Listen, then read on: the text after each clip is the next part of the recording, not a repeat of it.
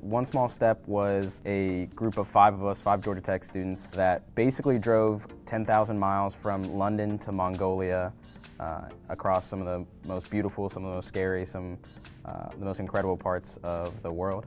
The whole point of this charity, it's the Mongolia Charity Rally. It's for Go Help, and they do a lot of stuff with healthcare in Mongolia as well as early childhood education. And so this is one of their projects where they try and get people to bring ambulances to donate so they can get people from the rural villages in Mongolia to the hospital.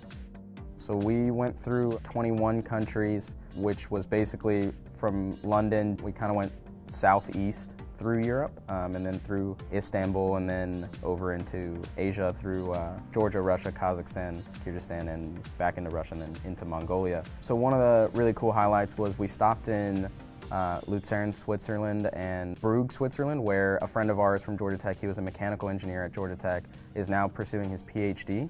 And we stopped and stayed with him for a little while and got to see what his work was on, and we got to see a particle accelerator, which, being the Georgia Tech nerds that we are, we got to nerd out for a day on vacation, which was pretty cool. My favorite place, I think, was definitely Istanbul. It's just such a huge place, and there's all different kinds of things. Like one peninsula, it's all very historic and really cool, all the mosques and the architecture. The country of Mongolia itself was probably my favorite when we were traveling through it, just because you could go from like a desert-like terrain to a very mountainous-like terrain to, I think they filmed the movie Martian there, so it like kind of looked like Mars in some places.